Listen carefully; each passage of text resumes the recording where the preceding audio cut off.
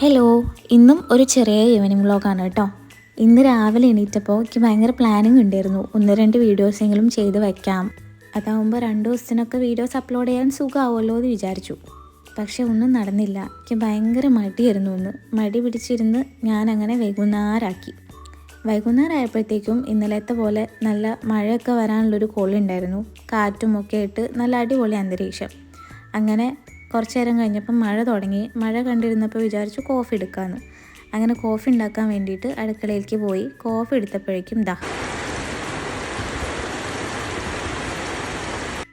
അങ്ങനെ നമ്മുടെ coffee ready ആയപ്പോഴേക്കും മഴ ഇങ്ങോട്ട് തകൃതിയിട്ട് പെയ്യാൻ തുടങ്ങി. എനിക്ക് ഭയങ്കര ഇഷ്ടമാട്ടോ അങ്ങനെ പുറത്ത് നല്ല മഴ പെയ്യുമ്പോൾ വല്ല കാപ്പിയോ ചായയൊക്കെ അങ്ങനെ കുടിക്കാൻ. ഞാൻ ഭയങ്കര ചായ അഡിക്റ്റ് ആയിരുന്നു.